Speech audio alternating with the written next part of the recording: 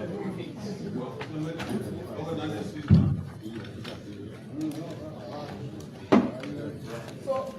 I'll let you go to the hearing, please. Yeah, what you got? Yeah, why is coming? Yeah, definitely two conversation here.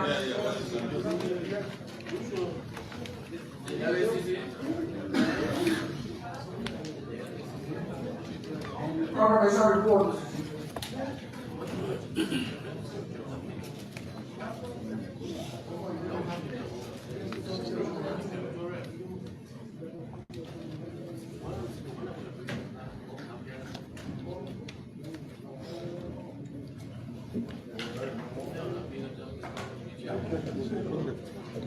So the announcement from our consultative room, every Thursday we will wear African to plan.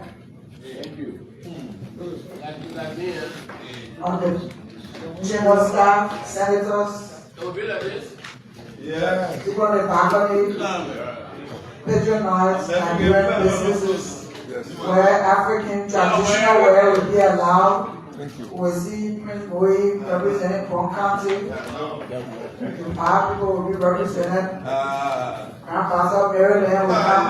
Every Thursday is like Easter Day and we have to make sure we represent our different counties.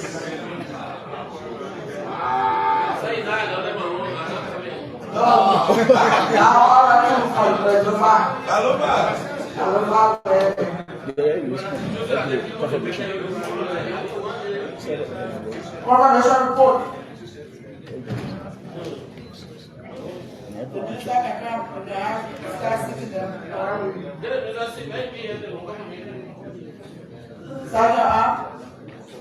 Bring the ministers in. They right after the confirmation report. Please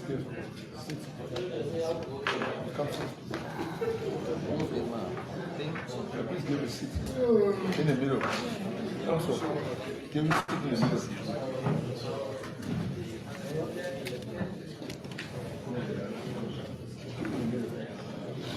Okay, so comes out.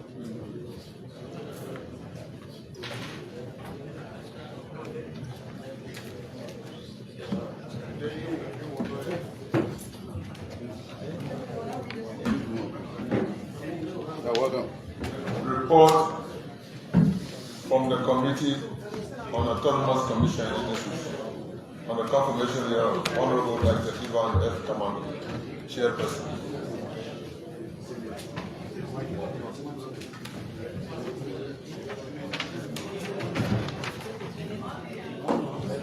Recommendation. The Committee on Autonomous Commission Agencies, having examined the credentials of the nominee, coupled with his demonstrated abilities to respond to inquiries, supported by his conduct during the hearing, it is the considered opinion of the committee that Honorable Dr. Ivan F. Commando be confirmed to the position as mentioned above. Done this 29th day of January 2026 in committee room. Signed, members of the Autonomous Commission and agencies. By the President of the I tell you, show what happened. Report from the Committee on Hydrocarbon, Energy and Environment on the confirmation hearing of Honorable Albert N. Ford, Board Chair, Destiny, Liberia Electricity Corporation, LLC, Republic of Liberia.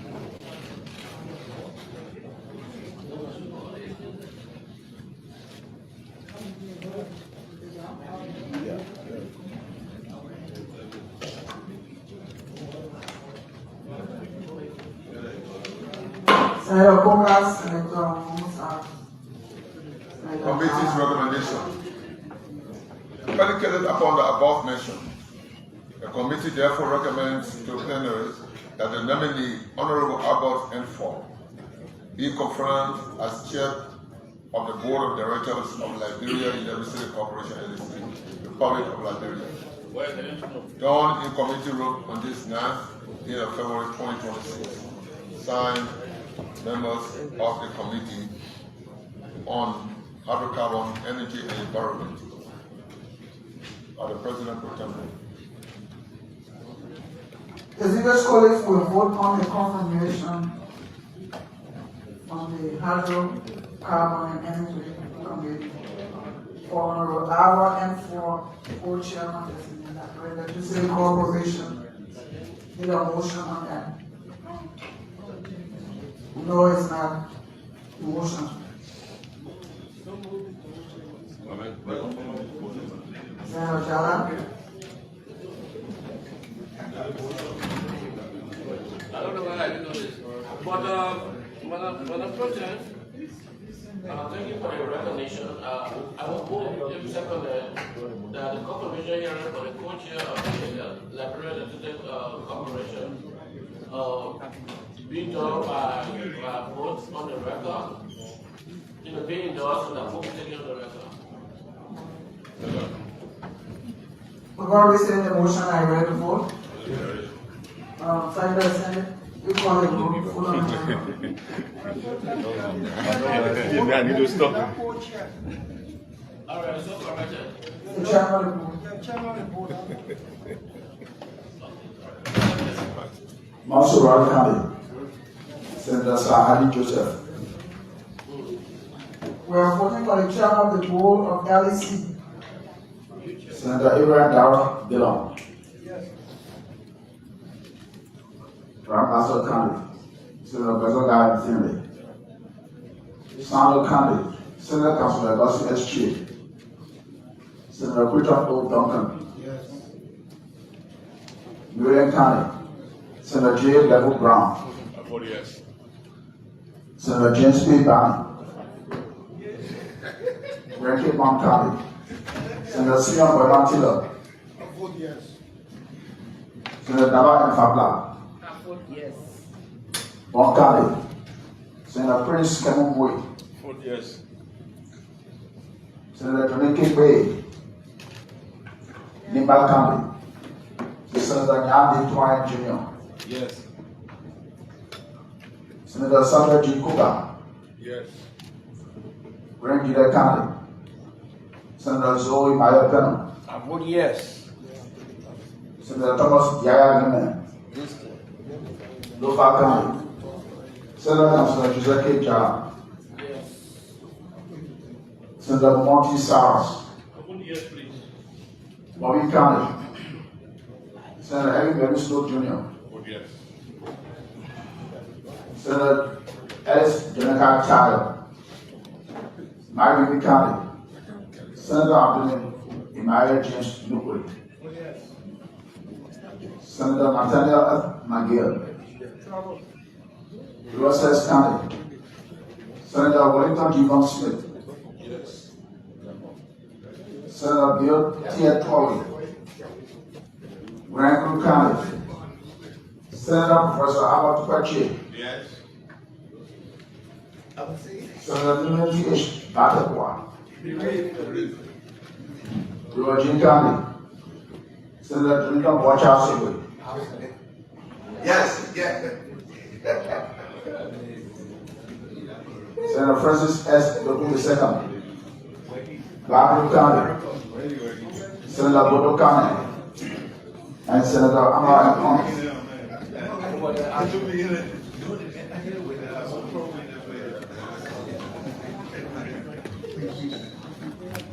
Madam Pro Chair, the people senators, 60 senators voted in favor of the nominee, none abstained, none against.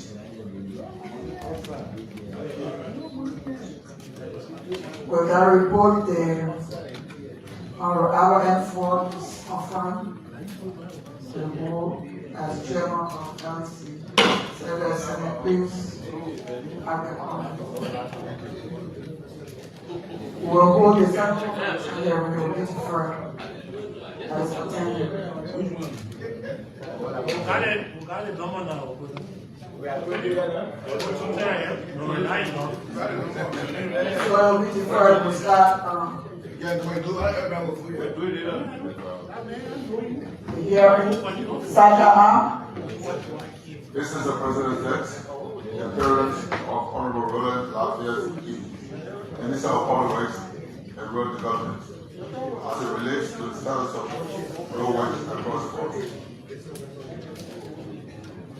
Is that I will put the commission on hold? I will send a review letter.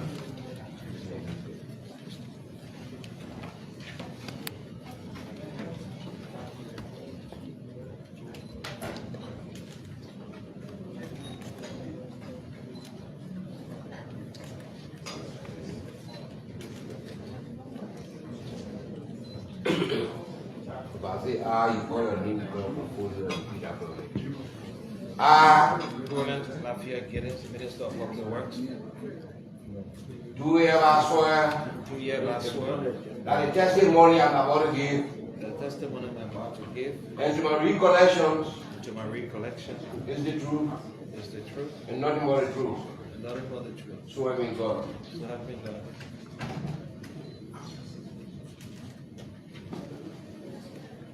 Thank you.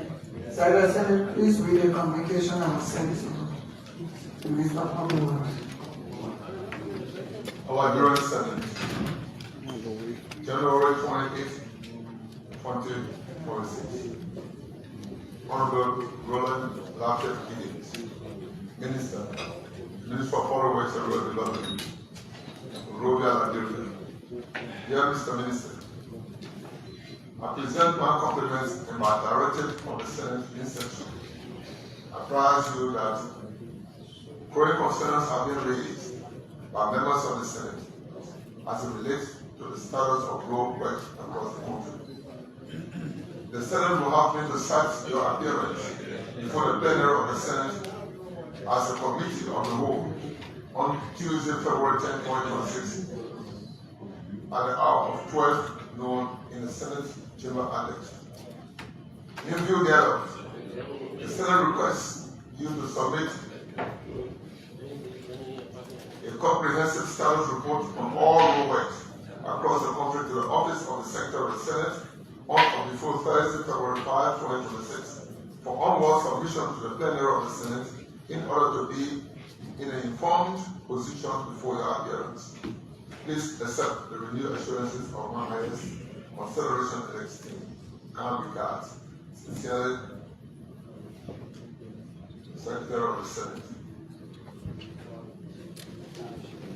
Thank you, Secretary Chair. As Chair of the committee, do you want to say something before we hear from the Minister?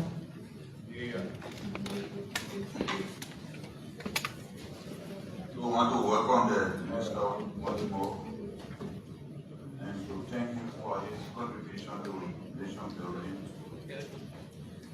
In addition to what was mentioned in the letter, and as an extension, we would like the Minister to also give us information on the status of implementation of road concessions, especially the RI road, like this International, and the Western Africa Road concession by Parkport. I want to know the operational plan for the yellow machines. We want to know the governance issues surrounding the National Road Fund. And Minister may want to give us information on the outcome of Senate Health and Senate Health Infrastructure Conference. We want to know how many kilometers of roads that have been paved and how many unpaved. And we also need information on any plan instruments the Minister can be required legislative in admin or approval. I think that's it, plus what was indicated in the letter. So, thank you.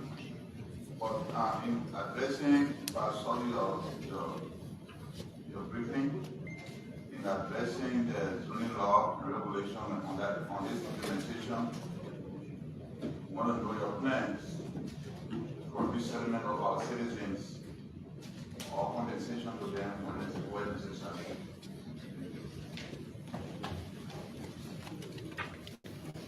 Thank you. Mr. President, now you have the opportunity to respond to some issues.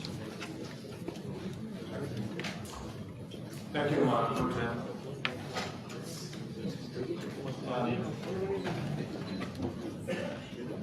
Let me take this time, Madam President, to say thank you for the invitation and also to the Senate to be able to brief you on where we are with our implementation in terms of President Walker agenda for road development across the country. So it's an honor for me to be here this afternoon to provide briefing. And I'm sure that the chair of the committee has also listed other topics that may not be fully inclusive in the briefing. And we use the opportunity to talk about those issues first. I sent a briefing note to the Senate and will share, I'm sure, with all of you senators. So I'll just run through what I've submitted to provide an update on where we are on some of the road projects across the country. We'll look at primary lateral road interventions, and that is on what we call not the 100-day anymore, it's more than 100 days now. But the initial intervention that was made when President Walker took over, and he said no car should get stuck in the mud. And we took that policy statement and transformed it into a project. And that project was executed. So I can simply say that within 2 years, we have been able to create accessibility across the country to almost every part of the major capitals that is accessible now. Even though the roads are not paved, but they are pliable. I'm very sure, since as you are aware that we can go up to Maryland County now. I'm still knowing that we can go up to Greenville, up to Bopolu, up to Lofa, as far as Nicoa. And so in terms of accessibility, those corridors, we've done that. We're also talking about the constructions that are taking place of some of those major primary corridors, where we are with them in terms of pavement. We're also talking about some of the ongoing works that are taking place around the capital in terms of improving the pliability, some of the interconnectivity that we are doing across Monrovia. We're talking about some of the roads, feeder roads intervention in the different counties that are taking place. Of course, we highlight some of what the chair highlighted about the yellow machine operations. And some of the other things that have to do with the road fund also. So let me start with what we presented to you. The first page talks about the primary lateral road intervention, and this is just update on the 786 kilometers of roads intervention that we did on what we call at the time the 100-day intervention. And I'm pleased to say those contracts have worked successfully. Some of them will be expiring in March. We are still waiting for the budget to become functional as is, so that contractors can go back and do some remedial work on these corridors. And that's Broadville to Bow, Broadville to Bopolu, Buchanan to Saturday Town to Chester Junction to RTI to Greenville, Lego to Barclayville, Tapeta to Zonju, which of course is currently, on a contract. Zoetu to Kauyeke, Salaye to Vanjaba to Foya, and Foya to Minkoma. Updates have shown that those corridors are still liable, but under the contracts, the contractors will continue to do remedial work until the contract is expired some of them in March. Those corridors that we don't have any intervention on in terms of pavement, for example, like the Salary to Mortimer corridor, we're intending to extend the contract maintenance on that corridor. That is the first update. Also, I'd like to talk about the construction of major primary corridors. Like you are aware, the Salary to Banga to Salary corridor, that takes us to Mortimer, 81 kilometer project. We had to restart that project. Finally, it was restarted. There were donors fatigued to an extent because of the way the project was left undone. We had to salvage the liability of $11 million to the contractor to get them back on the corridor. We also had to pay the balance, the RAP payment that was required on that project. There was an issue with the loan, with the Kuwaitis that we did for the National Port Authority. They refused to disperse on that project. That was sorted out with the National Port Authority. So I can safely say that project has started and will be ended by March. By end of March, the Banga to Salary project will be completed. We have the donors coming for us to dedicate that project. But let me also say that on our trip to Kuwait to re-engage with the donors to fund Salary to Konya and Konya to Banjuma, I also pleaded with them and made the case that that project was designed as a single layer project and that we needed to do a double layer because that road will become a regional corridor once it is built, and the axle load on it will be higher than what the design is. The donors agreed in principle to fund the double layer of that corridor, so the Banga Salary project corridor will be sealed with an additional layer to take it up to the level where I think it's okay to withstand the axle load, especially being listed as a regional corridor. Let me also say simply that the Salary to Konya, we've gotten commitment that's 50 kilometers from three of our Arab donors. That is from Badia, they've committed 30 million. From the Kuwaitis, 12.8 million. And from OPEC, another 30 million. So we have committed 72 million to pay from Salary to Konya. That process will get started very soon. The donors will be finalizing those loan agreements and will be coming to the legislature for ratification for those three financing agreements to begin paving from Salary to Konya. I'll also say on this project, the Saudis are in town. We've had conversation with them. In principle, they are hoping to look at the balance 64 kilometers from Konya to Banjuma. And with that, we can safely say we have funding to go up to Banjuma. Though when they're here for the final dedication of the 81 kilometers, we will make the final submission to the Saudis. But they are hoping to fund that corridor. So I can safely say that the 114 kilometers left from Salary up to Banjuma is being covered. On the Banjuma to Minikoma, as you are aware, and thanks to the Senate Council that participated in the finalization of the ratification of the Pelifort agreement. The Pelifort agreement will cover this particular corridor from Banjuma to Foya and Minikoma in terms of pavement. So we can safely say, under that arrangement, we have the funding to pave from Banjuma to Foya up to Minikoma. We're also holding conversation with the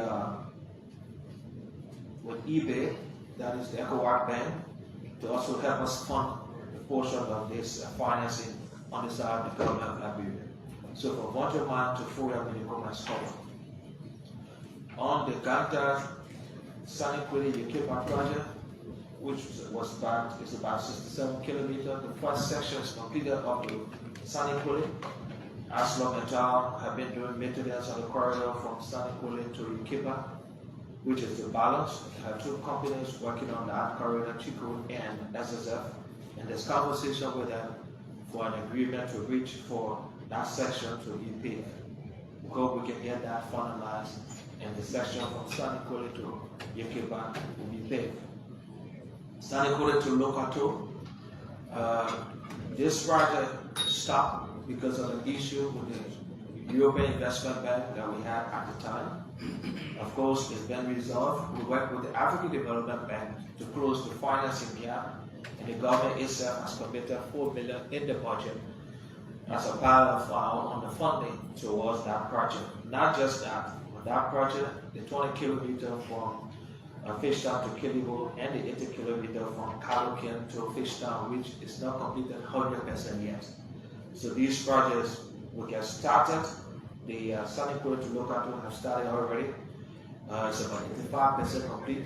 So we're hoping that by half of the year, this project will be completed and dedicated. We have just less than 4 kilometers to be done. But a major section is the bridge work, which of course will be completed.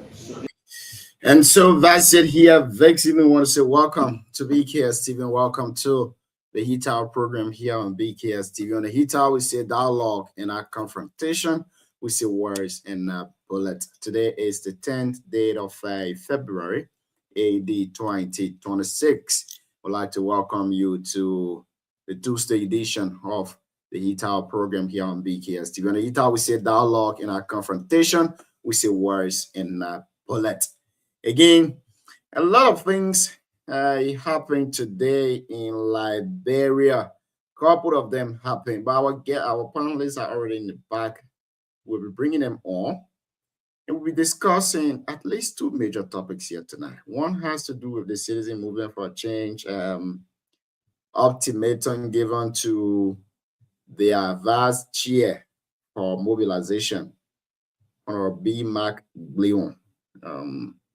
The letter is here. I want to get a letter first, then we can have a discourse. You know, CMC from Nimba. So we got to discuss it. We got to discuss the issue of CMC. We got to discuss it rigorously here on the show. My name is Junior Payne, the regular host of the BKS Heat Hour program. And of course, I'll be joined by all of the panelists here tonight on the show. Mr. Sam Saros Balie, my traditional Diana, will be joining us here. Madam Lorena Don't Care will also be joining us here, the lone female on the show. Very, very energetic female. We want to say welcome to you too as well. And Mr. Siawite Zogia 202 will be joining us very shortly. Today, the Liberian Senate invited the Minister of Public Works, and he was giving some achievement of this government about road connectivity across the country. And I can say for sure the government is doing absolutely well according to the report. Couple of roads are almost completed. Some are completed. The road from from Sanikole to Logwatuo, according to the minister, that road is 80% completed already. And the corridor between Sekempa, a town in District Number 2, Nima County, to Yekepa is being maintained by ArcelorMittal Liberia. And today, Representative Koto Kwagru of Electoral District 5 expressed concern over the removal of the Zoge Medical Center in Buyao District from the national budget of 2026. He expressed concern and also requested the plenary to invite the Minister of Health as to why the Zoge Medical Center is not captured in the 2026 national budget. Representative NSM Marcy of Electoral District Number 4 also wrote the plenary requesting LRA, the Ministry of Mines and Energy, as to the status of ArcelorMittal Liberia signature burners and the rest of that. We'll also be diving into them here on the show. But let's bring on our panelists. Mr. Sam is here.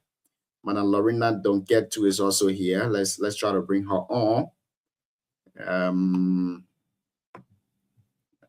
I think, okay, this is what is going on? Sam, are you hearing me? Yes, Junior, I'm hearing you. Great. Good evening and welcome to the show here this evening. How you doing, my chief? I'm doing pretty good. How are you? I'm doing wonderful. Welcome. Thank you. I would say let's hear you what's on your mind this evening. Well, Junior. What is it? What is in my mind? Oh, what is on my mind this evening, Junior? It was a very dramatic situation at the Supreme Court today. I follow the case against Prophet Key, and I tried to dissect it. I couldn't get it. I don't know who is accusing who. I don't know if it's the Supreme Court accusing Prophet Q or Prophet Q accusing the Supreme Court. If Prophet Q is accusing the Supreme Court, then the burden of proof lies on West Side. Or if the Supreme Court is accusing Prophet Q, then the burden of proof lies on West Side. And what ground? Because mine cause alone cannot warrant the Supreme Court to send for Prophet Key to give his side of the story. And if it's corruption, if they believe that Prophet Key accused him for corruption, what they should have done is to sue Prophet Key in a civil law court. But they invited the Prophet Key. Are they going to preside over the case, or would they recuse themselves from the case? Would they have the ad hoc judge committee to investigate the case, or they will investigate? I mean, it's just a complicated case. I even went to the 1972 judiciary law section 12.4 that talk about contempt. Does it warrant contempt for Prophet Key to appear? It does not make sense. So we are yet to see what the Supreme Court will do and how they will do it. Very complicated situation case ever that I have followed, and I'm yet to see how this case will end. Very interestingly. I mean, it's a wonderful case. We will try to dissect our own opinion, but I think it's a legal matter. So for me personally, I might not dive into it that much. Let's welcome to the show, Mr. Sewete Zogetua. And those of you too watching us on Facebook and YouTube, want to say welcome. Mikel Mator is watching us from Barclayville, Grand Crew County. Prince Arthur is also watching us from Borway Town, Electoral District 4, Nima County. D. Pius Dolo is watching us from Zorgowi and Mao, between Zorgowi and Mao Town. He's watching us from, Blikepa. Okay. Darius Carter is watching us from Nekewi, Tieboyele Town, Electoral District 5, Nima County. Jarus, welcome to the show. Sewete, let's hear you this evening. What's on your mind, my chief? Thank you, Jim. Good evening. Good evening to Honorable Barrier and folks in Radio Land. I mean, it's a pleasure to be back. We have a firing show last night, very good one. And we are happy to be back. You say you don't want to talk on the legal matter that is before the court. You know, you guys are. No, you can have your opinion on it. I mean, it's your opinion. Once no, you I'm talking. I'm not speaking of. I'm not saying we are going by your opinion though, or what. For me, I'm just sitting and thinking as to how sometimes the country is running. But I mean, in all fairness, we got a lot of cases. The Supreme Court a lot of cases. That's my opinion. That's not the opinion of this platform. And me as a citizen of Liberia, I got my own opinion and how I think things should be handled. Personally, for me, I condemn the manner and form in which Prophet Key is proceeding, and that being an issue thing. People For me personally, I've spoken against that. Personally, from my moral background, I don't support it. But his case is actually taking a lot of time that need to be dedicated to a lot of serious cases in the country.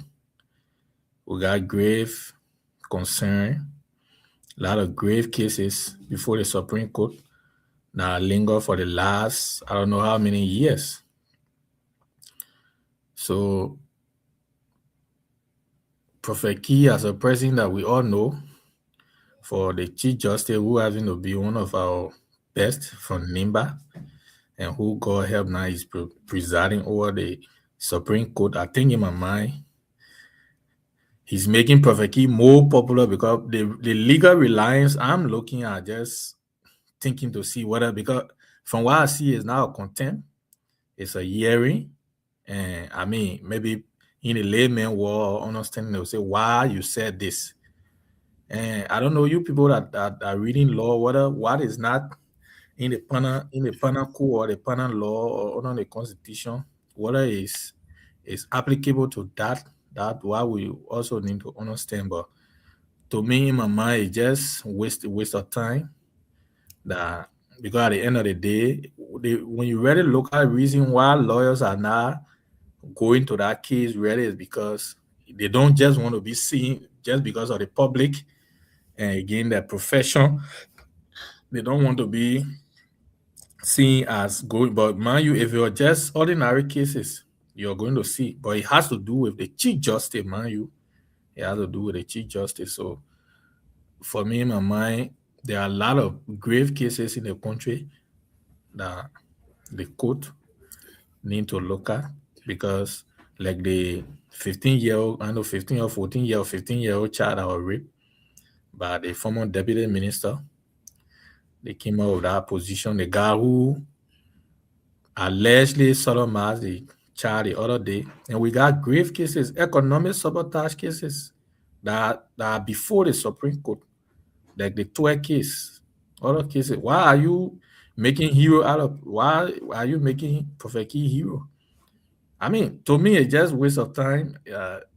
Where would be the legal reliance? That's what I'm waiting to see. But in all fairness, I think they need to be careful, because you can remember to conclude when Prophet Key when Madam Andy took Prophet Key to court, the case was thrown out, because I don't know for what reason, but from my understanding, I think it was a civil case, and then she filed in criminal matter.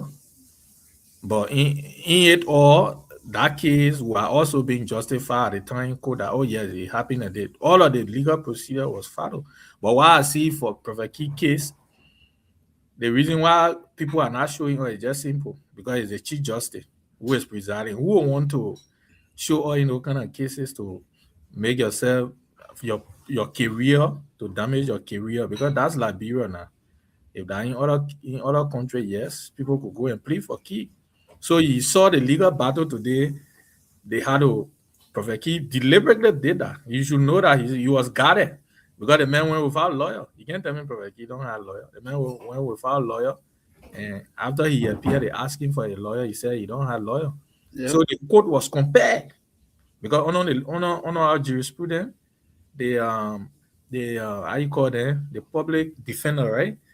Yeah. The public defender, what you made available, and a lawyer, and for the public defender. So they were there and they asked the guy to appear, and on Thursday. But in all fairness, he will go to, justify why he should not be here in contempt. But then I don't know, you people, the lawyer, why warrant contempt though? So if the contempt is there, then there should be a contempt charge, but there was no contempt.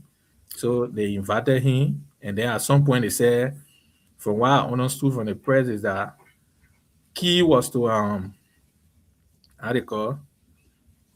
to guarantee, for someone to guarantee him. I think there was a legal terminology, but layman term, he needed someone to guarantee him out, and smartly the Chief Justice to bomb him out. It didn't require him It didn't require someone, standing out for him because, law is a precedent. You invited the man walked freely, he went. So they know that within that, the same way he went to the court, he can come back. But what I would say is, if I was in the court to advise, we should not make hero out of Prophet Key for no reason. Mind you, the man is a social media man, so that will also gain, more view, and we got a lot of cases to look at in the country than really, making our gentleman hero. It's, to me, it don't really add up. But seriously, this before Dion comes in, Dion, sorry. Sam, I beg you, before I want us to discuss this now to have our fair opinion on it.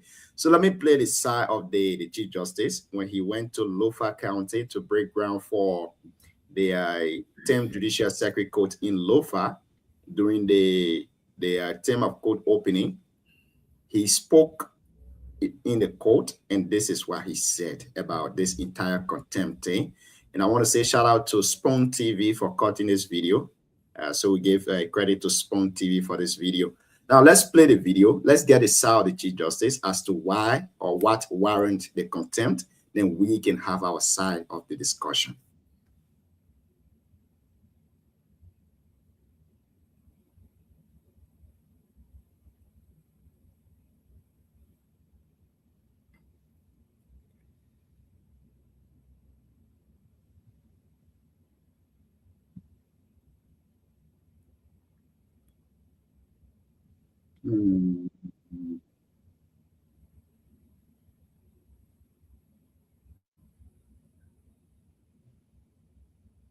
So let me see if I can try to get it back here. I don't know what is going on. So he actually spoke to this, and I mean, it's a difficult thing to speak on. It's difficult to speak about it, but I don't know. We are in a common law system where judges are allowed to make law, to use precedent and all of that. But let's listen to him.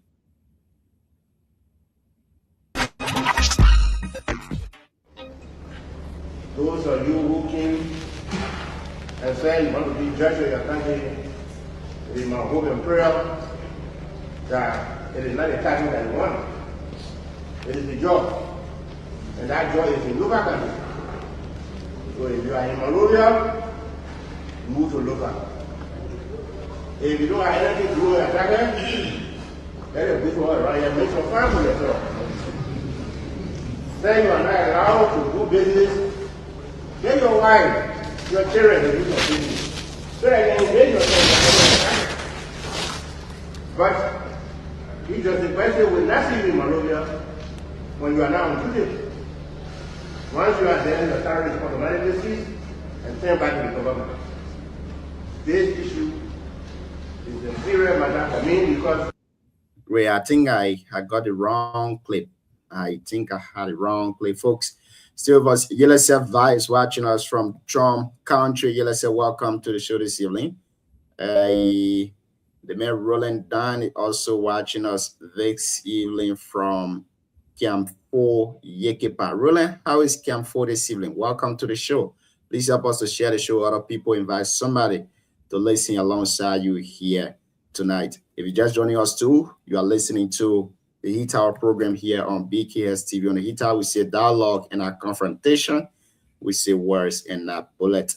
Today was the Supreme Court, a term of court opening in Liberia. And the major case that the Supreme Court got at their term of opening here is this issue of a Prophet Key appearing before them. A lot of cases are there. A lot of cases are before them, but we don't know what is going on. I think this is it. This is the right clip. Let's play it for you.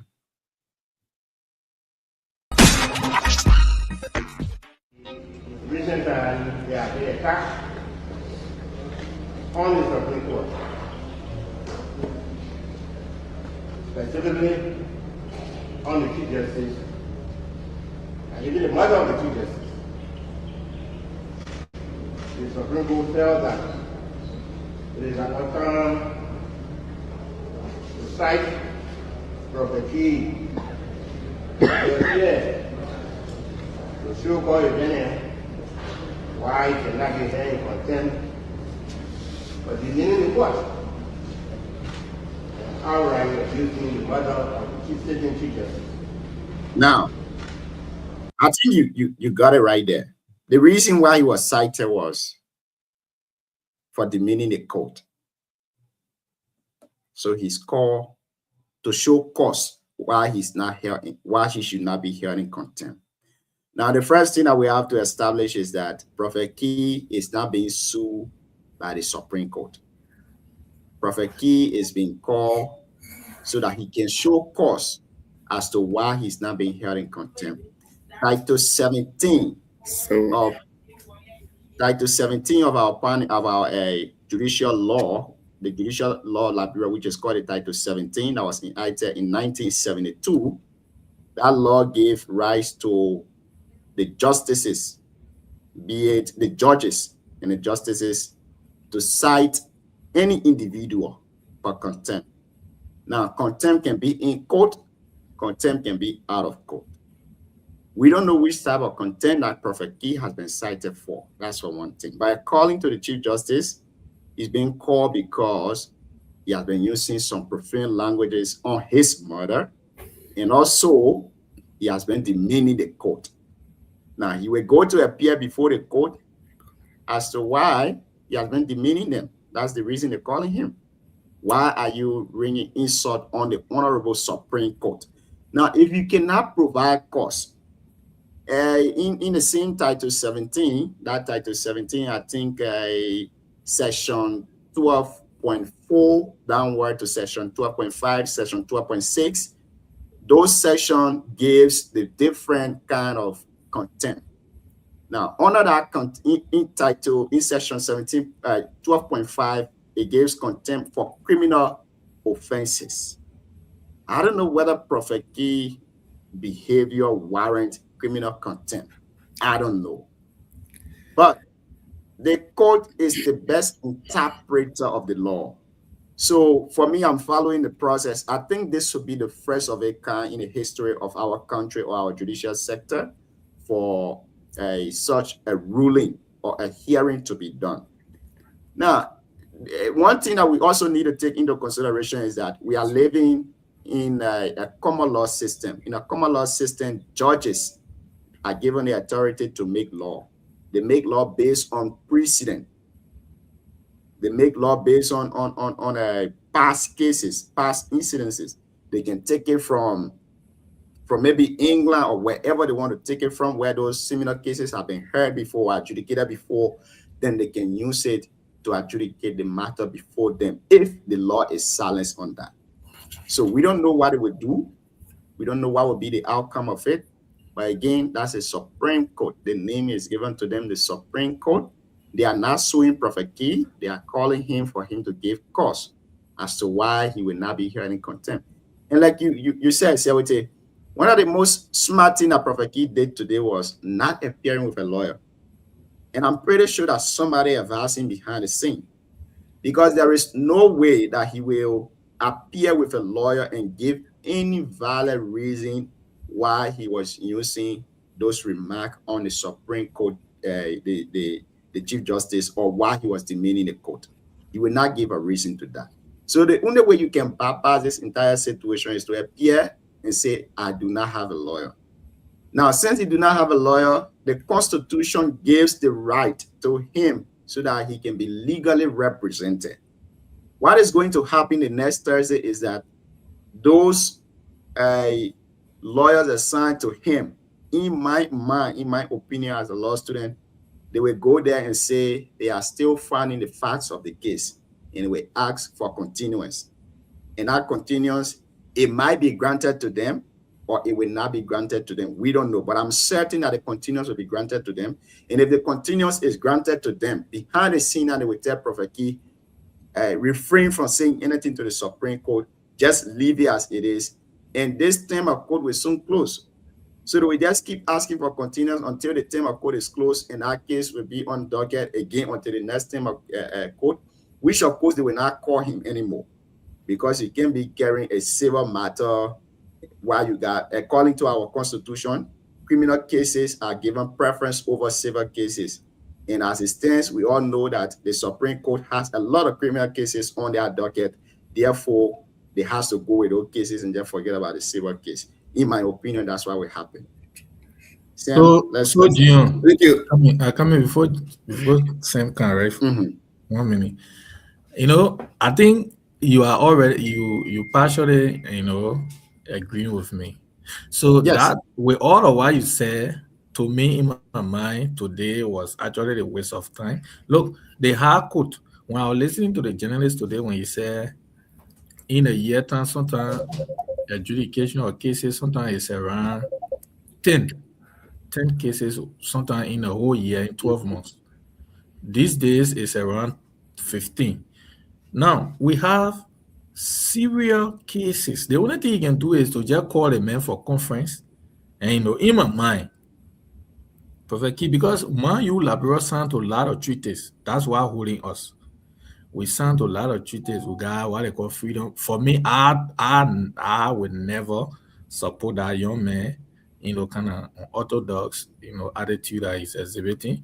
But equally so, we also need to look at the fundamental freedom and rights and the Constitution as well. Because anything that don't fall within the better work of the Constitution is also the violation of someone's right. That's what we should also look at. So for me today, so with that issue with Key, look, I'm not a lawyer, but if you look at our case, I'm yet to see the punishment for Prophet Key. The only thing I see they can do is they will warn him, like you said, but only all today was a waste of time. Because if you wanted to jail the man, if you wanted to jail it, I think what was calculated today was to make sure and get Prophet Key behind the bar because tomorrow is holiday.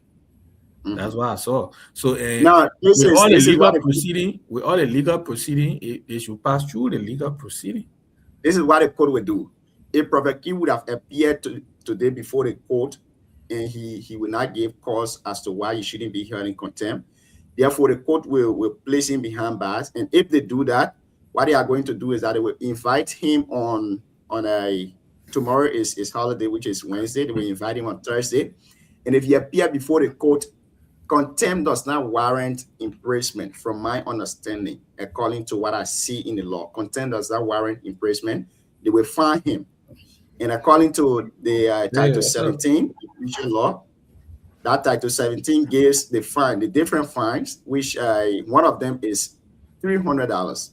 The $300 is paid at the Supreme Court level. Now, another fine is $100, which is paid at the Circuit Court level. Now, since Prophet Key is before the Circuit Court, I mean the Supreme Court, what is going to happen is that if he's actually held liable for contempt, he might probably be in prison for because that's a petty offense. According to our law, that's a petty offense is from 1 month to 6 months. But he will actually be fined. If he's held in contempt, he will be fined with the $300, and he will be warned not to use any of those languages again on the Supreme Court, or not to demean the Supreme Court anymore. So he will just pay the $300, and that's it. But like we all saying on the show here tonight, morally, culturally, is wrong. Culturally is wrong. You cannot rain insult on other people. Culturally is wrong. But is it wrong legally? No. Is it wrong legally to do that? No. Now you can, I mean, if you listen to Prophet Key's statement, somehow, some way, it warrants defamation. But the Supreme Court cannot sue for defamation. If the Supreme Court is doing that, then it means they will be suing Prophet Key. And I have never seen before in my entire research and legal study, I've never seen that a Supreme Court sue an individual. So I think the case as it is going, if Prophet Key cannot give cause of contempt, it might either lead to defamation, because according to Prophet Key's statement, the Chief Justice have been receiving bribe from people. And it is that bribe that he's using to build his hotel. Now, the same law too also says that justices are not allowed, judges or justices are not allowed to participate in business. That's why you saw the revenue law of Liberia, it exempted the judges and the justices from paying tax on salary. I don't know whether that law has been revised, but justices were not paying tax because they do not have that kind of leverage that ordinary citizens have to participate in businesses or to have businesses to their own. So a Prophet Key lawyer can also establish in that sense that the Chief Justice has a business, then that would be a long case for Liberia. It means our system is not set up. There is a problem somewhere that we need to figure out. This might be a simple case in our eyes, but I think it's something long surrounding something. You know, something is inside there that maybe I can say or either of us can say here because of the Chief Justice. Anything we say or do can be used against us in a competent court. So I will stop here. And Sam, let's hear you, Chief. So, Junior and Zerete, thank you. Like every one of us saying, I would join you to say I do not condone somebody ringing insult on anyone in Liberia, especially the mother of anybody. But on the other side, on the other hand, I would say the Supreme Court, to me, they are proceeding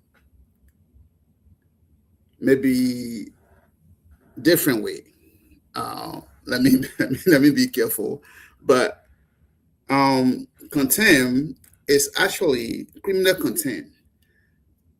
So the question here is, did Prophet Key words or can this Supreme Court hold Prophet Key under contempt criminally? The cousin warrant criminal contempt. Why would they invite Prophet Key to even go to the court to give to give reason why he couldn't be held or held under contempt? There's no reason to even do that, because I think what was happening in the mind of the Supreme Court, Junior, I think this is my thinking. This is my logic in it. I think they sent a letter so that Prophet Key maybe he might be afraid to go. If Prophet Key had refused to go, yes, the Supreme Court can hold Prophet Key under contempt. But then Prophet Key went. So there's no other way that a case will go. And since Prophet Key went to the court, if the Supreme Court want to pursue this case, what they will do is they will recuse themselves. Then what they will have to do is to appoint either the judges from the circuit court to take over this case. They themselves cannot adjudicate the case because the accuser, now at this point, they are the plaintiff. They can't be the defender at the same time. So it's a very dramatic and complicated case. I don't know how they're going to go about. John, and you said, contempt, you can go to prison. It's a warrant prison. If at the Supreme Court, you can go to prison for a warrant imprisonment for 30 days or 300 fine. If it's, I think the court of record, which is Supreme Court and Circuit Court, you can go to prison for 30 days or 300. If it's a magistrate court, 110 days, I think. So with this case, Junior, like you said, it is difficult to prove. It's Supreme Court believes that Prophet Key accusing of bribery, receiving bribe. I think the best thing they could do is to sue Prophet Key, which I don't think it's possible to do that. But just based on causing, listen, the Adira Kamara law repealed in 2019. Anybody can use words in Liberia. It gives everybody free speech. You can even curse. That's how bad it is in our country. When they were repealing that law, they didn't know it was going to have an effect. But then, yeah, but the same law to talk about taking responsibility. Huh? The same law also talks about the freedom of speech does not just open, it provide room for you going beyond your scope. You take responsibility for that. Well, yeah, but at this point, what responsibility can Prophet Q take? Mr. Sam, particular situation. Mr. Sam, this the recording is not only limited to the insult. Yeah. The recording extended far beyond the insult, where he said the Chief Justice is involved in bribery. Yes. And then he also, because now what the justices might be saying is that you've brought the court to public ridicule. That could warrant a contempt. If they say that, it warrants a contempt. If you as a judge, if you as a citizen, you bring the honorable court to a public ridicule, then it warrants a contempt. No, that one is called accusing somebody. No. Accusing somebody does not. I'm seeing it here. You see, let's read the law. The laws is right here. I come in. Okay. If I'm saying something maybe from my perspective, if the justices says he has brought the court to a public ridicule, that will warrant a contempt. That's courtroom contempt. It's not criminal contempt. Now you realize that if lawyers are pleading in court, and that lawyer does something against the court rules, that lawyer can be held in contempt for court. That is correct. Contempt of court. That is correct. Now, if the justices says that Prophet Key has brought the court to public ridicule or public disrepute, then it means that will warrant a contempt for Prophet Key. Why is it that he will bring the matters of the court before the public? Now, I'm not saying that's what the justices will do, but I'm saying if they do that, then it warrants a contempt, which is a courtroom contempt. And for that reason, he will get, which would be difficult for them to prove the case, Jorginho. At that point. No. So you see, it's a complicated stuff. That's what I'm saying. I've been giving my thought of it. I've been going through the facts of this thing. I've been trying to analyze, because the fact lies with Prophet Key. I've been trying to analyze the fact from his side and then comparing it with the possible outcome of his situation. But again, one thing that I want to say here tonight is that we live in a common law system. In a common law system, justices are allowed to make law, which is they can take a precedent case from somewhere else and preside a case in a country. So we have a customary system. A law can be made today and it will work based on precedent. So it's a long reach. 1 second, Junior. They can render their opinion. They can't make law. They can render their opinion, and their opinion can turn to law. But at this point, they cannot render opinion because they will not preside over the case. No, it's not a case. Let's get it right. It's not a case. It is a right given to the justices to hold anybody in contempt. Now, what we don't know here for now is whether the contempt that they are calling Prophet Key for is criminal contempt or whatever contempt it is. So they will tell the public that this is XYZ contempt, and this is the reason why we say this is this contempt. So Prophet Key will explain to a lawyer all those things he said on his show, and his lawyer will find means around it, and it will go there. It's not something big. It's not a murder case. It's not an economic sabotage case. It's just something simple that we all can walk it through.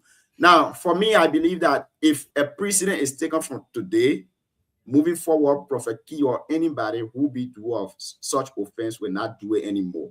It's not good to ring insult on people. So, Gio, I want to ask you, right? Mm-hmm. I don't know whether I'm getting this question right. Mm-hmm. I don't know. Does this also relate to cyber? I don't know. Is there a cyber crime or cyber violation, or what is that? No. No, It's not a that's cyber crime. far different. It's not a cyber violation. Now, you see, what happening here is emotion is playing with the law. Exactly, Junior. That's why I want to see because emotion is playing with the law. The Chief Justice is the fourth most powerful person in the country. By far, even if there is no government, he's the first powerful person in the country. Now you get the president, the vice president, the speaker, then you got the Senate pro tem, and then you got the Chief Justice, which is the fifth. Let me say the fifth. Now, if this man take a decision, you will see nobody coming in to say any other thing contrary to that. What they may want to do here is that to set precedent. You can call other people mind, you can't cause my mind. But if the fact is established that this Chief Justice has a hotel that he's building in his name for business purpose, then it means our justice system is compromised. Something has to be done. And if that is true, it might warrant his impeachment. If evidences are proving that he got business, it might warrant his impeachment. So I think emotion is playing with the law here. And again, like we say, the Supreme Court is the final interpreter of the law. So they got their own ways of saying it. Maybe what we're saying here tonight is different from what they think. It's the interpretation. So if they say the interpretation of contempt is this one, they will hold Prophet Key for that, and we can't say anything about it. So they are the father. Understand this too, though. What I'm saying here is that if let's agree that yes, today the Supreme Court issue a contempt warrant to Prophet Key. Let's agree. Can they preside over the matter? They cannot. Yes. No, it's not possible. You can't, be an accuser. Listen now, you can't be an No, they're not. You see, Mr. Sam, I come in now. Let me make you understand. They're not accusing. They are carrying on their constitutional responsibility. And what is it? The Constitution gave them the right to hold people in contempt, to hear all cases in the country. Therefore, they have hold Prophet Key in contempt. Now they will hear that contempt matter. But even only if the Supreme Court would have sued for defamation of character against the Chief Justice, then we will say now they can't hear that case because you can't be the complainant and also be the judge. But they are not suing for defamation. They are saying contempt. But you know, that's what I'm saying. This case is quite different, though. They are accusing Prophet Key. No, they're not accusing him of anything. But you know, listen now. This is contempt, a law. Listen. When Supreme Court tells you, come and tell us why you shouldn't be whole under contempt, it means that there's a bottom line. That I think it was a hearing today. Ready for it. Understand the law now, Junior. You see, Mr. Sam, they call this man to appear for contempt. They're not suing him. Contempt can be issued in different form. Contempt can be issued in different form. It could be a contempt for not appearing before the court. It could be contempt for violation of courtroom standard. It could be contempt of how you call it, turning down a summon, which is when the court summon you to appear and you don't appear, they hold you in contempt for that. But in this case, we don't know which one of the contempt they are holding Prophet Key for. That's one fact. That's what they are trying to do. That's why you say we don't know. That's one fact. We don't know which contempt. That's what I'm saying. So that's why I'm saying the Supreme Court has the final say in the situation. But at this point, they will not have a final say. It's embarrassing. They will not have a final say. They are not suing. The reality is they are not suing, but they are inviting you for explanation. For example, if you are a witness to a case, maybe a murder case, and you are a witness to that case, and the Supreme Court summon you to appear before them to serve as witness, and you don't appear on that specific date, they can also hold you in contempt. Granted. But we don't know which one of the contempt the prophet is being held for. Exactly, Junior. So I'm reading listen, our law, right? Our law, let me see the section 5. So this whole section 5 here, it listed what warrant content. I'm reading, everything is here. But this particular content attempting by the Supreme Court it does not make sense at this point, because to invite someone to say, come and tell us why we shouldn't hold you on a contempt. So it makes me to wonder whether at this point in time there's lack of something going on. Like you said, emotion is also playing in this game. I think that what somebody would have advised the Chief Justice in a different way, instead of bringing this whole case to the way it is now. Very difficult case for them to, because if what I'm looking at, if they take the route that they are taking, it means definitely they will have to recuse themselves, and then they will have to appoint. Okay, because if the way it's going, they will not be the investigator. They will not preside over the case. So it is a difficult thing. I think I know somebody insulting somebody's mother is a terrible thing, but the procedure to me is really wrong. What it would have done just to get past this, I don't know how it goes, but they should go in a closet and talk to Prophet Key and consider it as father and son, to let this thing go, because it damaging. If it goes to the level where the Bradley case, where Prophet Key said the Chief Justice is taking money building a hotel, and some of those things, if it goes to that level and it's true, different topic will come. So we just want to say, Chief Justice, we understand the sentiments involved into this case, but I think the best thing that Chief Justice can do now is to call, or maybe make some kind of quick decision to make sure to preserve his integrity, the integrity of the court, so that this nonsense cannot destroy the Supreme Court of the Republic of Liberia. So, I mean, we're saying the same thing here, but again, what we should know is that the Supreme Court has a constitutional right, according to the Constitution of Liberia, Article 74. It gives the Supreme Court the right to hold anyone in contempt. So they have the definition of the contempt. They have the interpretation of the contempt. They will tell you which one of the contempt they are holding you for. So that one is a constitutional mandate given to them.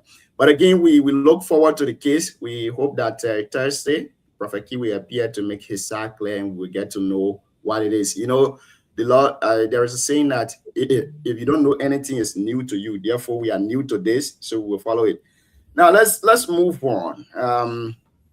Today, the Citizen Movement for Change issued ultimatum to the vice chair for mobilization. You've seen the letter on the screen there. I will read this for us. Then we can have our 1 cent on the issue, your personal opinion on it, and let's try to get it done here. Now it says, dear Mr. Bleon, this letter is from the party chairman, so he wrote it as a personal letter. He said, dear Mr. Bleon, I write you following the leadership and stakeholder meeting held in Saclay, Nima County concerning recent developments surrounding your role as vice chair for mobilization for the Citizen Movement for Change. He said during that meeting, concerns were openly discussed regarding the public narrative that has emerged in recent days and the perception that your close relationship with the vice president. Now, take note of this. Your close relationship with the vice president and your express reluctance to openly campaign or criticize the government when necessary may affect the full discharge of your responsibility within the party. The leadership approached this matter not as an accusation, but as a need for institutional clarity. as collectively agreed, you were to publicly reaffirm your commitment to the party, clearly state your readiness to actively mobilize, canvass, and where appropriate, engage in principal criticism, defense of the party position.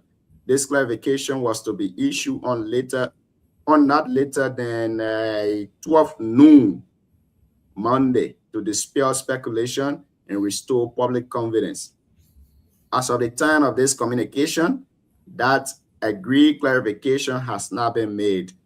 Pursuant to the relevant provision of the Constitution and governing framework of the citizen movement for change, particularly those outlining the duties, loyalties, obligations, and accountability standards of national officers, the Office of Vice Chair for Mobilization carries with its responsibility of visible commitment, strategy, leadership, and unwavering alignment with the party objective.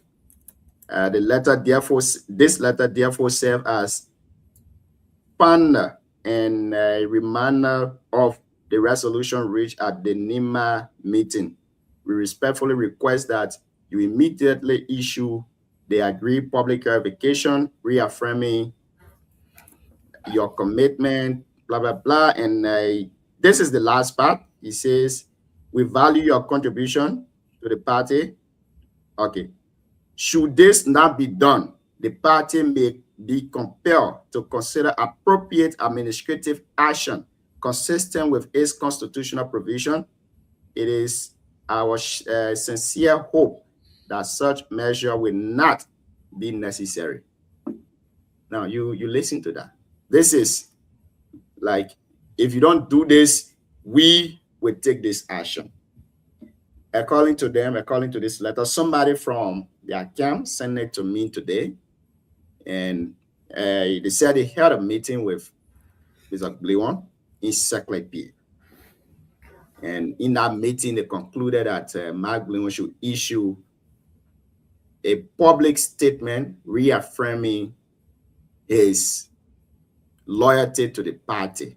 Reason why they are doing this is, according to them, quote unquote, Mark Glewan has been so close to the vice president, which they see it as being disloyal to the CMC. Now, I want to hear your side. Do you think Mark or the CMC have reached a space or a stage where Mark Glewan should be issuing a public statement telling him that he should criticize the government where necessary? What's your take on this letter? Let's hear you. Sam, let's start with you, Chief. So, Junior, it is a little bit difficult to understand. I think I read that letter. I think what they're trying to say here is they're trying to tell Mike to distance himself from the VP. He cannot be in the party as the key, holding one of the key positions, and we have a close relationship with the vice president, and he won't be able to function in his position with his close relationship with the vice president. So I think that they had gone over this with Mike, and maybe apparently Mike had not been able to commit to whatever they agreed upon. And so the chairman came up with this letter giving Mike the opportunity to address the issue by distancing himself. If not, if Mike cannot, obviously they might let him go based on the fact that the party has to move on. They can't have, Mike cannot play a dual capacity in terms of his relationship, and also, I mean, in overall, let me say this way: they just asking Mark to be committed to the party. Loyalty is what it's asking for.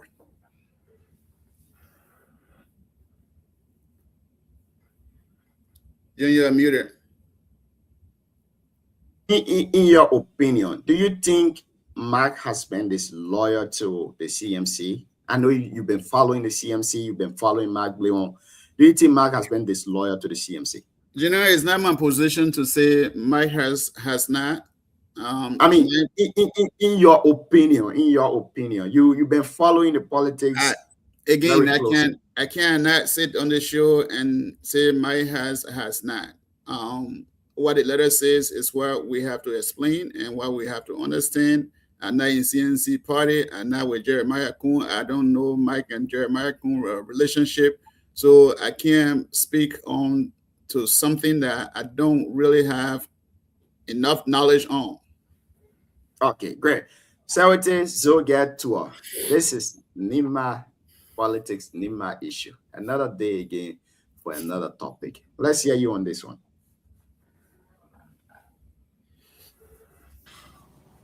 Jim,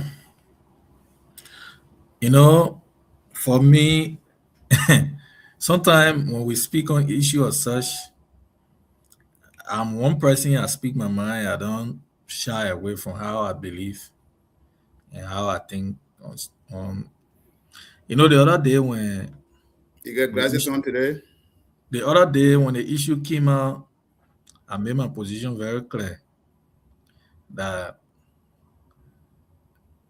the party, they treated Honorable Kagon and Mike Honorable Bleon very unfairly, and I still stand by that. When you are running a political party is not a church. It's not no way related to any religious organization. It is politics. That's one. Honorability have come on the show repeatedly. I mean, he's a very good friend of this platform. Acknowledge that whenever he receives call from the vice president, he's under the moral obligation to go to the call of the vice president. Whenever he wants to meet the vice president, he will drive to the vice president house because he's the second man in command in the country. What I'm trying to say, I'm laying all these premises because I want to get somewhere. When I sat on this platform the last time, I said it. When Honorable Kagon appeared here, the only reason you saw Honorable Kagon try to justify some reason, and at the end, when I pushed him, he even came out to say, even if there was something, they should have told us, but unknown to them, the car was, taken from them and carried, on that trip. And then without pre-acknowledgement, without informing them ahead of time, and they took the car to the trip. My argument at the time was they both, officials, they play key role in the institution. Their role, there's no way you can leave them out. Going to this letter, when you read that letter, it clearly tells you that there have been things happening under the ground. The only reason you see decision by the CMC are not being made to expel Honorable Bleon is because they see that Honorable Bleon is a son of Nima. And more besides, honorability coming from Nima is a critical decision to make. Mike and Gompu, they are not being treated fairly. I'm not speaking for them, but from what I see, from that communication, you are comparing someone to come and make, pronouncement to the party or to the public on what ground. Tell the man, go in your executive committee meeting if you have issue with him, bring it out to him and say, oh, you are doing this, and this is not a policy of the party. explain the constitution of the party. You got constitution. What the norms that guide the party are he violated? It should be interpreted to the public. What are the constitutional reliance are they comparing Mark to do? Did they put it there? Did they inscribe it in the communication? You as a legal, person that is practicing law, some of these things when people are doing it, people who want to quote unquote, take on to leadership, when they are going the wrong way, when they are erring, we need to remind them what they are doing to Mark. It could even further damage a political future. Look, that communication, when you read that communication, it clearly tells you how they are trending on gossip. It don't show you any legal thing there. So telling someone to come and make certain decisions and make pronouncement and denounce. Look, there's nowhere in the world. For me, for once, I'm a member of the United Party. I'm a star of the United Party. When I was working in the county administration, as anybody in Nima, I hold on to my belief. No one could change it because what? Is it Santa Cruz? He's one of my best friends in Nima. He's a citizen. In 2016, we will come from the radio station. We will attack each other because he's on his side, I'm on my side. From there, we're going at, Justina. We're going at F2. We'll go sit there and eat. His policy different. There's no way you can detach Mark Blion from Jeremiah Kun if that's the issue. The thing is, the people have built relationships from far back. So why will the CMC want to suggest Mark Bloom for not associating with the vice president? The vice president is the vice president of the Republic of Liberia. So tell me today, if Honorable Benete becomes president, no one should come from the United Party to befriend him. No one should come from the CDC to befriend him. So this is just a clear demonstration of how people want to rule this country, to be frank with you. And I don't see anything. I just see authoritative, ownership, and just trying to drag somebody. That's how I see. But I don't see any legal reliance. The man have a fundamental and constitutional right at any time. The relationship of Mark Blion and Honorable Kun did not start today. When he Benete or the CMC, when Mark was going to the CMC, were there any promissory note or commitment to say you come into this party, you will not speak to this person, you will not go to this person's house? I mean, it sounds childish. That information, that particular communication is childish to me. What they should have better done was to call Mark, explain the party constitution to him, where he has violated, explain it to the public. If it warrant expulsion or maybe can we say suspension, you do that. But I mean, a chairman writing. Saudi, let me come in a little bit. According to the letter here, they said they had a meeting with Mark, and they agreed that Mark should have issued a letter. So, John, where's the constitutional reliance of the CMC? That's what I want to see. They said where did Mark violate? According to them, they had a meeting with Mark, and they said Mark should issue a public statement by 12 noon on Monday, which was yesterday. On what and Mark didn't do that. And the ground that I see in their letter here, I don't know their constitution. I'm going by the letter that we have in our possession. That's where we need to know. Because on what ground? Because I'm not a member of the CMC. So now, according to them, they say Mark has not been criticized in the government when necessary, and is close proximity with the vice president. I want to read this particular part. So, Gian, before you even read, right, is Mark the spokesperson of the CMC? What is his role? Mark is the vice chair for mobilization. And in my understanding, every political party have a structure. That's not a rule of Mark Blion to criticize government. I mean, he's the opposition, but he's not a spokesperson of the CMC. He's not. I challenge anyone from the CMC. Now, so this is my opinion, right? This is my take on the issue. Now, first, if Mark agreed during the meeting to issue a public statement by Monday, then I think he should have done so. If and only if there was any reason that he shouldn't have done that, he could have told them point blank in that meeting that I will not do it based on X, Y, Z reason. But if you agree to issue the public statement, then I believe that maybe something is wrong and you accepted the fact. I come and say, no, I'm not justifying something. I'm going by the letter. So if you and I are having a conversation, let put it in this perspective.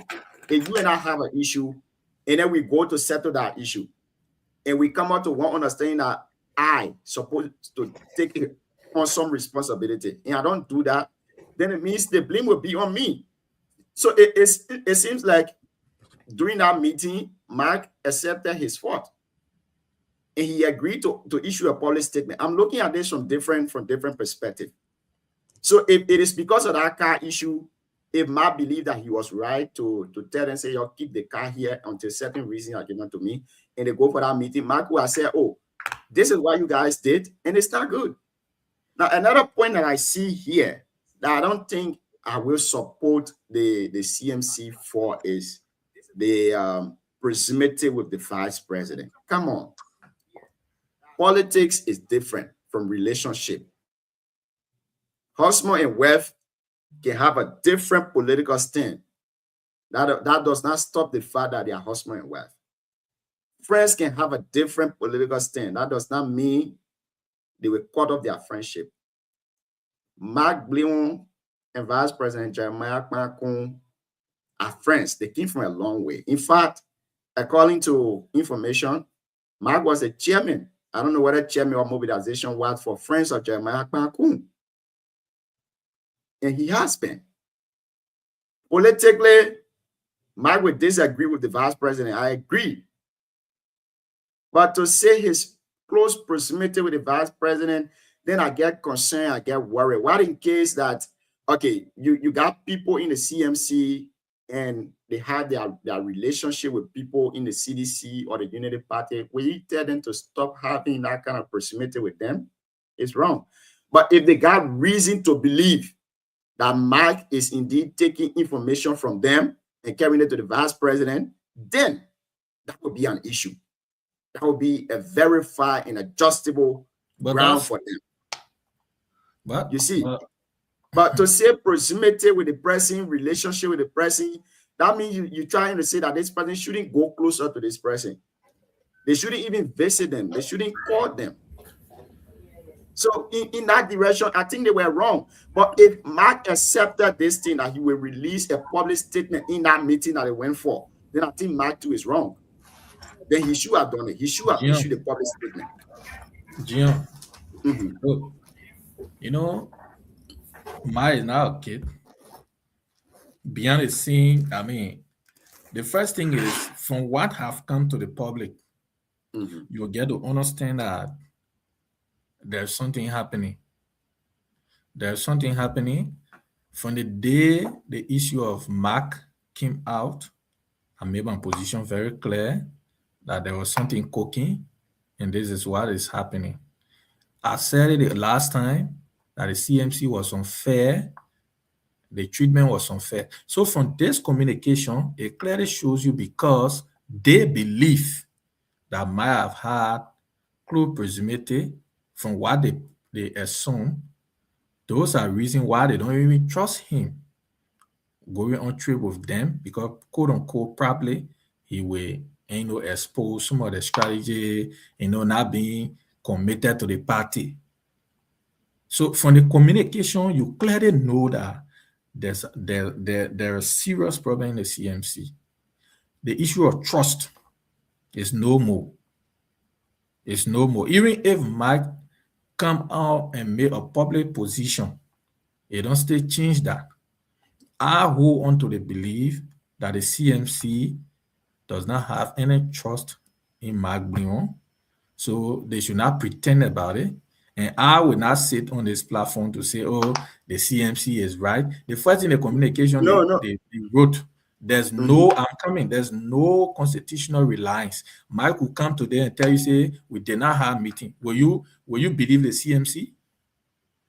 So if So you you are see- put, I come in, do not lose my thought. If they are put in the communication that, oh yes, based on so article, violation of the CMC constitution, on Mark Brion, you violated certain article or portion of the constitution. In view of this, you are compelled to make public what you did and or apologize or whatsoever statement they want Honorable Brion to make. But on that note, for me personally, I'm not a spokesperson, neither I have, but from what I saw the last time, I still hold on to the position and the belief that the CMC is in error by even going, if they have personal issue or if they have internal political wrangling within the CMC, then that should be resolved. If not, then they should part way, because I cannot be chairman on mobilization. That's one of the key angles of the party. Is they going grand jury, they want to test the screen. Who going to do the mobilization? And man, you Mark said he was on his way that day, but he had to drive back home to disembark his vehicle, move all of his materials on the car. So I said there was something cooking. So there's nothing to polish here to say, oh, Mark will come here and say they never had any meeting. Why you say, even Now, if they have meeting, even if they have meeting, you could say, but based on the meeting, I mean, I did not feel good about it. So at this time, I did not decide to make any position. So now this is reliance. This is my point, right? This is the point I'm making. Paragraph 3 of their communication, they said, as collectively agreed. So that means Mark was in the meeting, other executives were in that meeting, and Mark agreed to do certain things, which was to make a public statement reaffirming his commitment to the political party. Now, the bottom line here is that the party has some sort of trust issue in Mark, and they want Mark to make a commitment, and Mark agreed to this. This is, I mean, there is something going on within the CMC that we might not know what is happening. We just seen the surface of it. But I think as time goes by, we will get to know the real issue here. But my only problem I got with Mark is that if you discuss something and then you agree to do that thing, you should do it. You are not heard from Mark. You are not heard Mark tell the story. So, Junior, I mean, like I'm seeing here, the same paragraph you're referring to, yes, they say, as collectively agree, you were to publicly reaffirm your commitment to the party and clearly state your readiness to actively mobilize, canvass, and where appropriate, engage in principal criticism. Sorry, my phone went there. Okay. Yeah. So now, criticism in defense of the party's position, this clarification was not being issued later on the 12th, no, Monday. So, Gina, you seems to be making sense. I think why it's true that they even mentioned that a close relationship to the vice president. Maybe when it comes to a party, I know Jeremiah and Mark has been, I think Jeremiah picking at Mark. So they've been around for each other for a long time. But equally so, when it comes to our political discourse in Liberia, when you are in a different party, it's a little bit difficult to be close to another person in a different political party, especially when you are given this kind of tasks. And it seems like Mark has been very reluctant doing his job.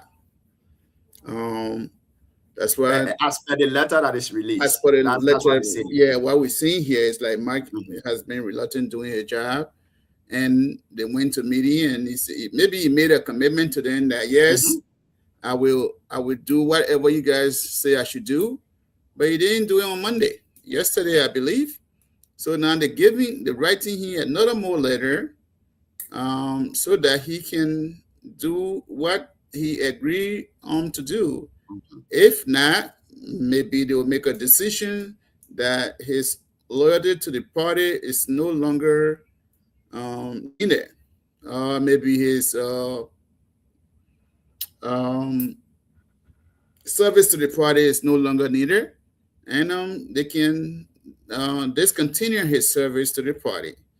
So it is something that we don't know, but I think that something has happened in CNC that we don't know the in total of that. But from what we see here, it's like a lot has been happening, and Mark is not trusted. Thank you.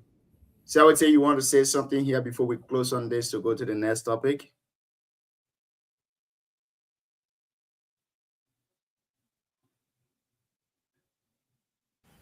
You getting me, John? Yeah, go ahead. We hearing you now. Why? I'm not getting you, man. No. So this is it. I mean, the letter is out here according to the CMC. If Mark does not clarify this information, they will take this decision according to their constitution, the constitutional provision of the CMC. So we don't know which one of the provisions, but they say they will take constitutional. I think that's the party position, or maybe the chairman position. But I don't know. So if the chairman is making position, I think that the party position then. John, yeah. John, you know, I don't really want to denigrate the CMC, but in all fairness, I think the CMC is an institution. You know, all these things, I see some level of, you know, because if you are writing a party official that executive committee agree and voted, right, and appointed him, the decision of the body, there are other 2 or 3 powerful persons within a political party. You got the chairman, you got the secretary general, maybe other the standard bearer. On the conclusion of the communication, it is the chairman that signed that communication and mandating on agreement to do that. Was that a unanimous decision by the CMC? That's another question. Yes, but no, you got to understand. You got to understand that any decision that the chairman take that the party position. My brother, wait a minute, layman thought. I'm not speaking for CMC. I'm speaking about how political party is run. Political party is not run by one person. Mike will challenge that communication. That's not the. So let me ask you this. Let me ask you this before you continue your thought. Who takes the decision in a political party? Thank you. All the communication we're seeing, who sign on them, who takes the decision? I'm coming. The major decision in a political party, who takes them? A political party is not wrong. I just want you to get the little logic I'm pushing, right? Political party is not run by an individual. That's why when the institution is writing a communication, they got a major actors within a political party. So the secretary, just look at the communication, the content of the communication. The mayor is mandating the vice chair based on the meeting. That's what he said. Signed by whom? The chairman. It's a mandate. Now, the second argument is, I keep reminding the CMC is about the violation of the Constitution. What article have I violated? No, the communication is right now. They have not come up with a suspension yet. They are not come up with a John, you're not still getting my point. You're not still getting your point. I'm getting your point. You say Honorable Greenwood should make sure by Monday, right? Just read that line. So if you don't do that, but the line has been read. So what is saying? Let me say something. Mr. Sam. You see, the communication here is in response to the meeting they have. Exactly. Thank you. It's not in response to anything. It's not a constitutional violation. It's the meeting that they have with Mark.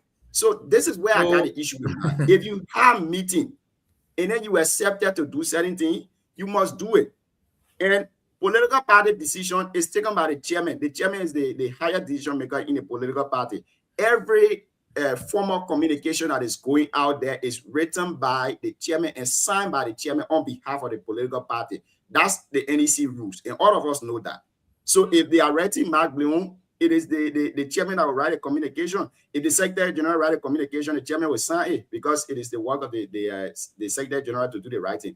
But the Secretary General cannot sign communication and send it to an individual or a top-ranking official of the party. But again, this is what we are saying here. There is an issue within the CMC, and I believe they need to resolve it. They have to. But my issue now with Mark is that, Big Brother, if you had a meeting with these people, and for any other reason, they tell you to do something that you think is not good for you to do, don't accept it. But the fact that you accept it and then you didn't do what they say you should do, then their speculation or their thought will say, yes, what we've been perceiving is what Mark is doing. I hope, Sam, you're getting my point here. Yes, Junior, you're making sense. Myself, I read a letter. I mean, I cannot speak to that because Mike had not spoken to the public in regard to the communication. So that's why I keep saying the CMC now will provide or wire the violation. Even before that, the CMC, they held a meeting. But on what ground is Mike because you are speaking to us as a public on what has, you know. Hold on. CMC had not made a public statement to the public. They just sent a friendly letter to their partisan that, yeah, this is what we agree on. We want you to exercise what we agree on. So you were supposed to do this. Hold on now, Chief. You were supposed to do this on Monday, which was yesterday. He didn't do it. So today, I think the letter dated today, right? So they're saying the letter and then a friendly letter, Mike, you have to do it. I mean, you need to do this because we agree on certain points and you need to come out to do that. But if they have suspended Mike, if they have explored Mike, then we'll say what ground, what constitution, then we'll look for the constitutionality. But now at this point, it's still a friendly letter. So we can't say what constitution. The letter is not posted in the public. Somebody from their circle, from their CMC circle, sent me this letter. Exactly. It's not posted on the CMC website or anywhere. We can see it there. But this is what's going on within the CMC. This is what's happening. And I think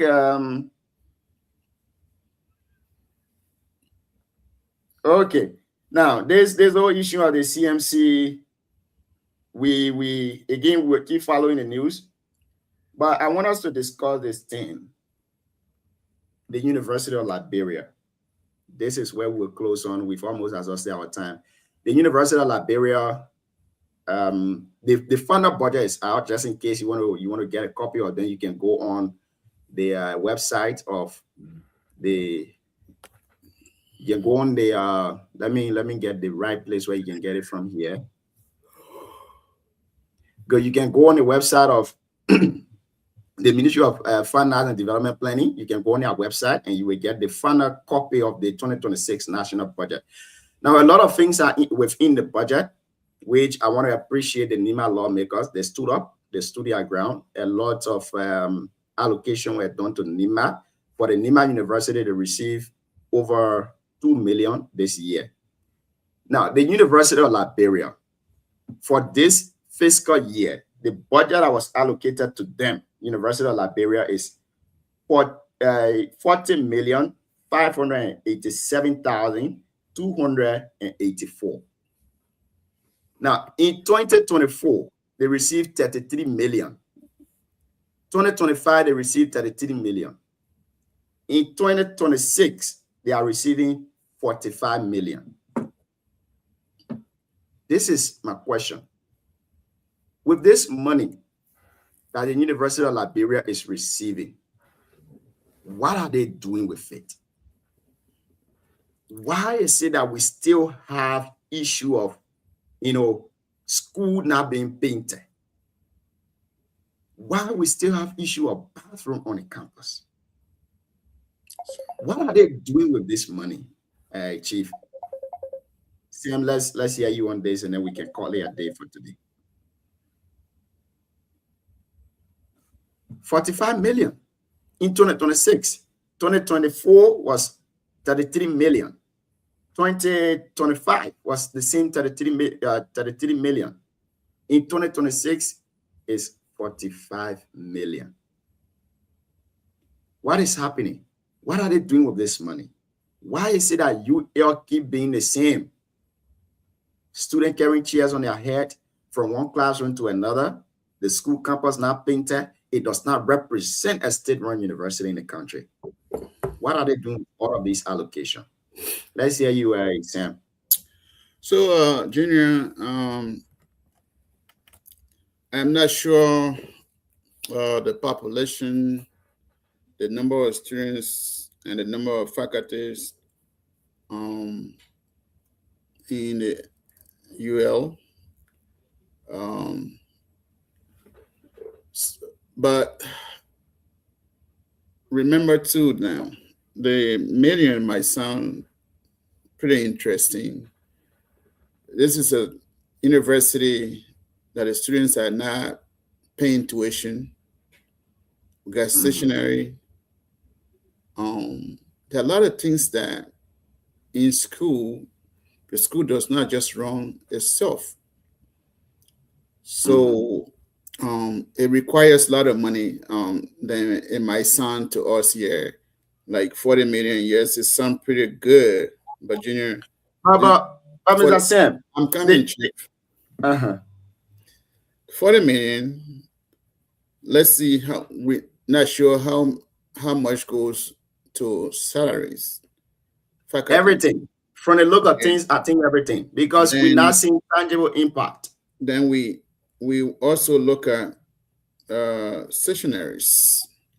It might sound a little less, but it's costly sometimes to run a school. So to use portion of this money to pay, what we need to do is, Junior, I think where you are right now, you're paying a lot of tuition, I want to believe. So education is not free. If it's free, it's not Liberia. Our country is not prepared for free education. LU, as we know, with the amount of students, with the amount of faculties that we have, I think we need to go back to the status quo where students have to pay a little bit more from their pocket. Because if you offer free education in a country like Liberia with no good foundation, I believe nothing will. It's not good for our country. There's no foundation for free education for Liberia. So what is 40 million? So what I'm trying to say here is that 40 million might sound so big to us, but it might not be that much because you got to pay all these faculties in both schools. Remember now we had the one on Nimba Fender area and then the one in town. So that's two sectional schools here. So the population of faculties, and you can't pay that degree holder than peanut to think that they will teach, they will give their best to the student. Yeah, it's true that those buildings are not painted, they're falling apart, the bathrooms are so bad. They need to do something about it. I don't appreciate the fact that our school, our elite university is looking messed up like that. But do they have the money to do those things? Even if the money is not there, let them look at it. Common thing like bathroom, sanitation is very, very important. Let them look at that. Let them try it. Let me borrow a word from Eugene. Say, let dig hole and cover hole. No, they need to dig hole and cover hole by at least taking care of the bathroom and all those places, Junior. But money, 40 million, 45 million might sound so heavy to us, but in actually, it's nothing when you're paying salaries and doing stationery, buying stationery. To me, it's nothing. Great. Now, I have a diverse opinion to your view there. I think 40 million is a lot. And the problem here is that this is an annual basis. This is not money that is coming once in every decade. It's coming annually. Yes. So I believe that the university administration should be held accountable. They should be called by the House of Representatives so that they can defend how they've been using the previous money. Mr. Sam, if you paint a building this year, you will not paint it next year. I know it's a government institution, and with the way our peers do things in Liberia, especially the UL students, they go about destroying some of those properties on the campus. Again, the money is a lot. Other universities in Liberia, even though they do not have the population as compared to UL, but they are managing with the little they have. You get 40 million. And the problem we face is this issue of salary. It will shock you to know that, Mr. Sam, a professor that is teaching in the US, he's paid lesser than a professor teaching at University of Liberia. That's the same with our lawmakers. The salary they're taking, the people currency that we're using, their own currency in the US, they are not paying their workers that kind of money. Even the minimum wage is not as compared to that. Some professor at the University of Liberia taking $15,000 per month. How many professors in the US are making that kind of money? Even as high as their budget is, as high as some budget high, like it's an entire sector budget in Liberia, one university, but they're not paying professors those kind of money. For me, I believe the 40 million is a lot. And I've said this before, that the administration of the University of Liberia needs to be called for questioning. On several occasions, they have received subsidies. That's part of their budget allocated. They've been receiving subsidy from the Speaker office, from the National Port Authority, from the Freeport. They've been receiving subsidy from this entity. But no one knows where the money going. Nobody knows. There are some departments within the University of Liberia that are being sponsored. For example, the Mining and Geology Department, the Engineering Department, is being sponsored by ArcelorMittal Liberia. ArcelorMittal Liberia pay that money to the university. With all of these subsidies they are receiving, you see the campus is looking like that. The buildings are like that. The students are complaining. It's terrible. And I don't know whether this is an age-old thing, but I think before budgets are being allocated, the real people need to be called, not just the Ministry of Finance and Development Planning. They need to call the real people that are involved. So that's my take on it. That's my take. But I'm looking at Google surveys here. It says that in 2023, source from around 2023 indicated that the university has over 2,000 faculty and staff, while a university ranking site estimate 1,000 to 499 academic staff. So with these kind of numbers of faculties, Junior, I think it's a little bit tough. The money, you know what's suffering us? We have minimum wage for unskilled workers. We got minimum wage for the old man and the janitor to the hospitals. We got minimum wage for the people who are doing unskilled labor work, but we do not have minimum wage for ministers. We do not have minimum wage for professors at University of Liberia. We do not have minimum wage for lawmakers. You got a professor teaching in Tottenham High, making less money than a professor teaching at the University of Liberia. What's the difference between them? So the difference is the University of Liberia is a elite university. It's a first university. Priority that university is recognized. You take that any credential from that university and carry it to any country, they will honor it.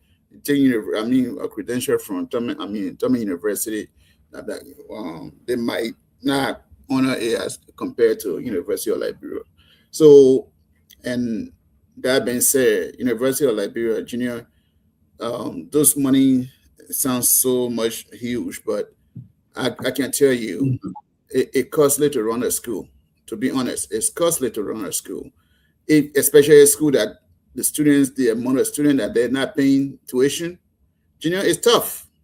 It's very tough. Don't think that going to school, the school you go to, the government, I think the wrong thing that was done in our country is to make tuition free for the university that we not even prepared for.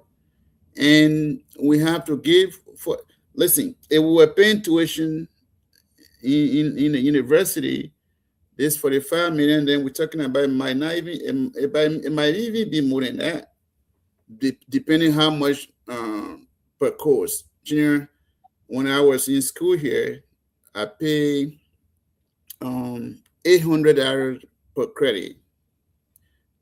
One credit hour is 800. So think about you having maybe 1,000 people in a school. So think about it. So it's tough to run a school. It's costly. With Liberia, we're not even the bunch of students that are in our university. They're not paying tuition, and some of them been there for many years. I don't understand. Some of those folks who go to that university, they've been there for 10 years. How can you go to university for 10 years? And I was talking to my friend the last time and said, oh, I visited a university campus, the one in town. We went there to South on GB. So the boys were talking, oh man, I've been here for the past 7 years. Are you kidding me? You've been in university for past 7 years. What are you studying though? Bachelor degree. So it's just crazy. You go to school, bachelor degree for 7 years. When will you graduate? When will you go look for a job? You already old. So some people that been there for 15 years, how can you doing bachelor degree? So there's a lot of things need to be improved in the University of Liberia. To be honest, there are a lot of things that are lacking in our university, and a part of it, why it's true that there's a lot of things lacking, and our young kids that go to school in our university too. When Liberia will reach to the stage where student will be student, and the so-called student politics is damaging. It damages the other people who want to really go to the university to study. I keep the other topic for another day. That's it's part of the university budget. To be honest, that's a whole issue in Liberia. No, and that politics. You see, you know what happening. You know what happening? No, the credence is given to them a lot. You will realize that somebody will graduate from university, they will go somewhere to speak, or they will go somewhere for a job, and they will start saying, I was a militant at the University of Liberia, I served in the Vanguard Student Unification Party. And people gave them credence for that. People gave them credence for that. You see? So the society is messing up every day. Politics is killing us in Liberia. And it's bad. To be honest, when I listen to some of the English our brothers and sisters speak, especially our brothers in the Vanguard, English has changed a lot now. In the 1800s, there are words that people were using that was conducive and it was sounding sweet in people's ears, but not at this time. In 21st century, those words are no longer acceptable. So those words are still using in Liberia, and then when they're using it, they say, "Oh, that guy can speak. He understands the language." No. Sometimes I wonder. I said, "Nah, this country, Liberia needs to change." To be honest, Liberia needs to change, and the university needs to work on some things. Things that are happening there are a lot of things lacking in our university, and they need to put into place the rules that will really govern our university with no fear. That way, because the reason I'm mentioning this is that some students out there, they really want to study and get out quick. But because of disruption, they will close for certain time for misbehavior. Student misbehaving, they will close the university for maybe for 2-3 months. It does not help us as a country. And these are things we need to look into at this point in time to ask ourselves a tough question. Why are we doing this thing from the 70s and 80s that didn't help us? Why are we still continuing the patterns? If this helping us or not. So it is what it is now. Thank you so much, Mr. Sam. Thank you for being here tonight. It's been a wonderful conversation. We didn't have guests tonight, but we hold it ground. Thank you very much for being here. Hopefully, we'll be back here again tomorrow with another topic or another guest to run the show. Thank you for being here. Thank you so much, we look forward to seeing you guys tomorrow. Our show is going worldwide. Let's keep it moving. Sometimes, even no guests, we can have a good conversation. There are a lot of things happening in our country that we can even talk about, that we can educate our friends and brothers and sisters in the Republic of Liberia. Some of them might not know what's going on, but we can even drop it in, to their listening ears, and it will be beneficial to them. So thank you for being here tonight. We look forward to seeing you guys tomorrow. Thank you for being here, Chief. Have a pleasant, good evening or good night from your end. It's going to be a good evening in my time now.